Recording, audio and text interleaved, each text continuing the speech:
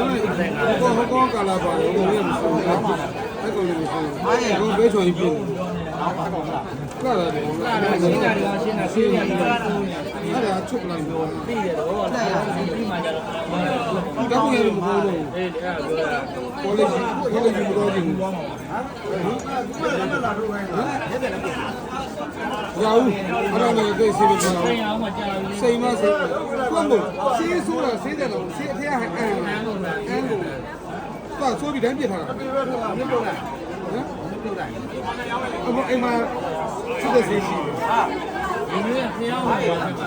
ဟုတ်ကဲ့စစ်တဲ့ဆေးအရင်လေးရဲ့အဲ့ဒီဂျပန်ရဲ့ဆေးရဲ့တော့စိတ်ထားလို့ရှိရင်တော့ဒါမှ collection နဲ့ဖြစ်ဖြစ်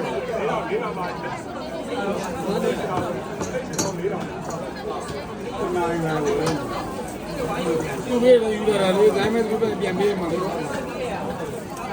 ဟုတ်လေတည်စင်တယ်ဆိုတော့